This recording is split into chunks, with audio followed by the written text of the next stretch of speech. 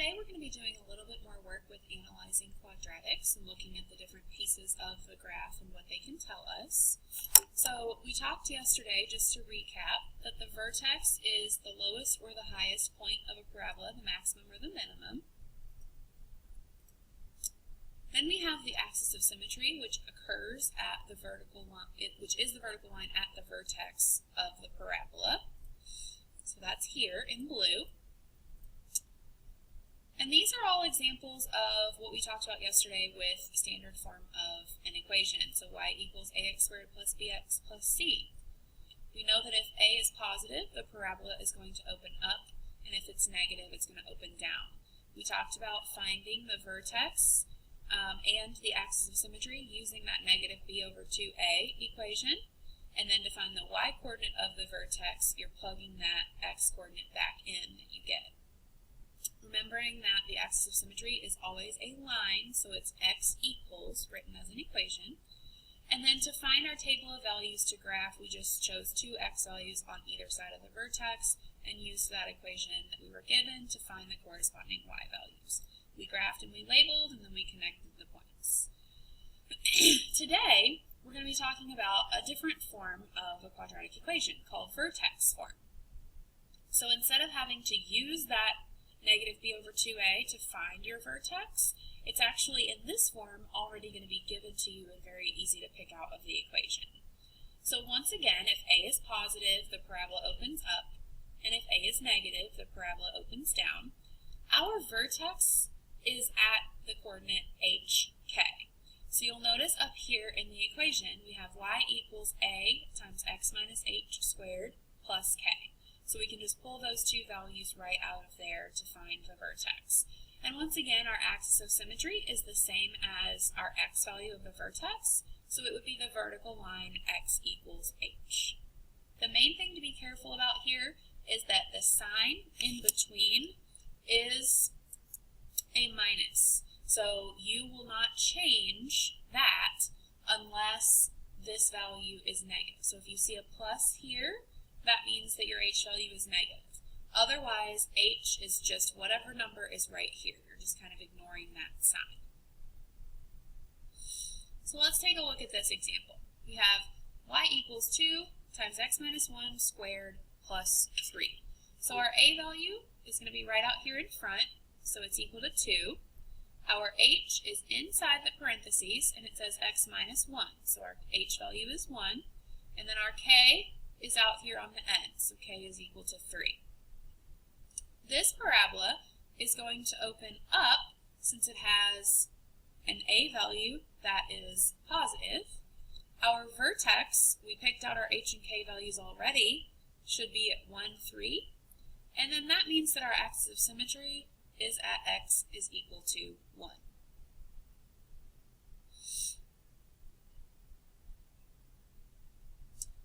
So in this next example, we have a, again, is out front, it's equal to 5.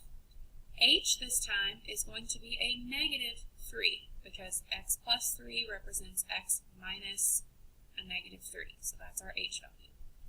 And then our k value is a negative 1.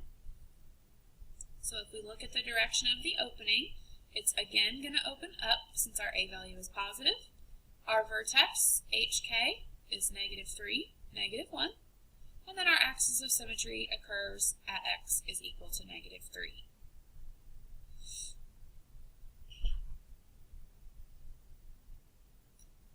So this one is going to be shown on a graph here for you.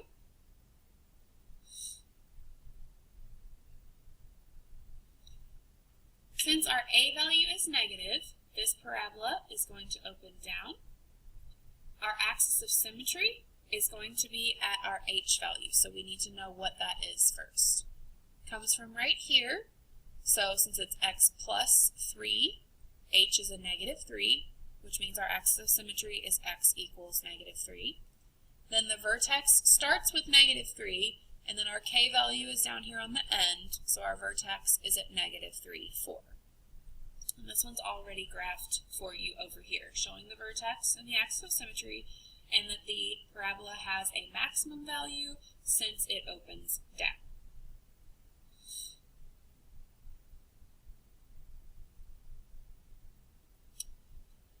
So what do we do if we're given the standard form of an equation and we want to look at converting it into a vertex form?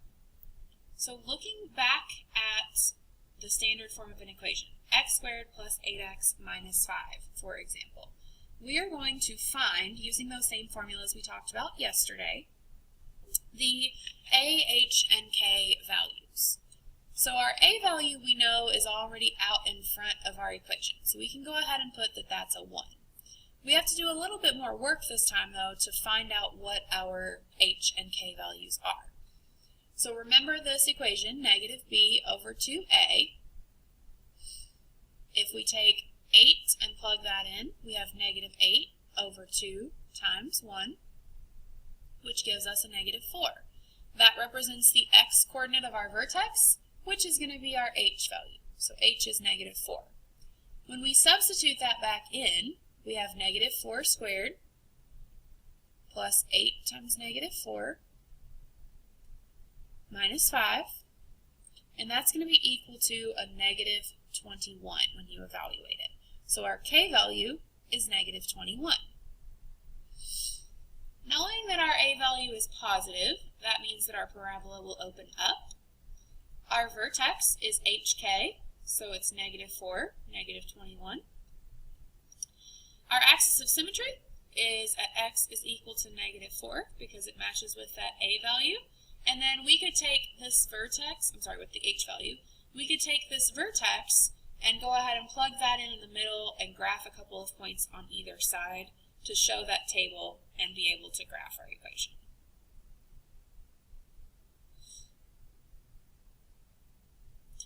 Let's look at one more example here. So we have x squared plus 2x plus 4. Our a value is equal to 1. Our h value is going to be negative b over 2a. So we have a negative 2 over 2 times 1, which gives us a negative 1 for h. Plugging that back in for k, we get a k value of 3. So answering our questions here again, does it open up or down? We look back at our a value, which is 1, so it's positive, so it's going to open up. Our vertex is at hk, so it's a negative 1, 3. Our axis of symmetry is at x is equal to negative 1. And again, we could draw out our table of values. So a lot of where we're going with this is being asked to convert back and forth between the standard form of a quadratic equation and the vertex form. So if we remember, our vertex form is y equals a times x minus h squared plus k. We can now take each of these values that we got from the standard form and substitute those in to get the vertex form of the equation. So you have y equals 1, or you can just leave it blank on the outside here. And then you've got x minus a negative 1, so that's plus 1 squared plus 3 for your vertex form. We are actually going to skip over right now to the very last slide on your notes. You can go back if you'd like and do some of these other examples, and they will be posted online if you want to check your work.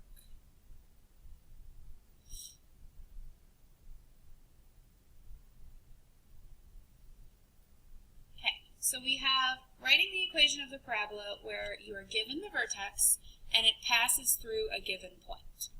So we know that in vertex form, we have an h and a k value.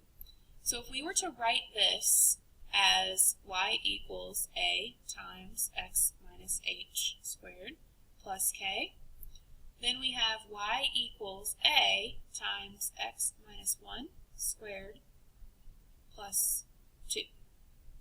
Now the problem with this is I don't know right now what my a value is to be able to finalize this equation. That's where this coordinate comes in. Remember that since it is a coordinate in an ordered pair, we have x, y. So what we can do is take these 2 points and substitute them in for x and y in the equation. So I have 4 is equal to a times 3 minus 1 squared plus 2.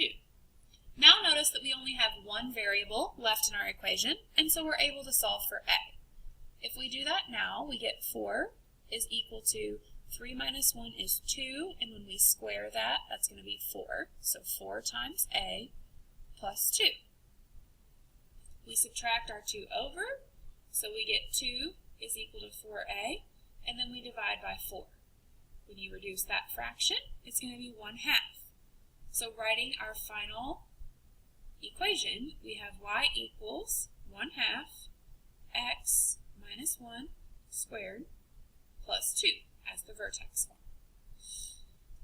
So you guys go ahead right now and try the second one, and then come back and check your answer. Okay, so following this same format here, we have y is equal to a times x minus h squared plus k. Plugging in the values we have gives us a times x plus 1 squared plus 4. Notice that we changed the sign since our h value was negative up here. Then plug in for x and y. So you have 1 equals a times 2 plus 1 squared plus 4. 2 plus 1 is going to be 3 squared is 9, so 9a plus 4. We subtract our 4 over, and that gives us negative 3 is equal to 9a, and we divide by 9. So a is going to be equal to a negative 1/3. When we write our final equation, it becomes y equals negative 1/3 times x plus 1 squared plus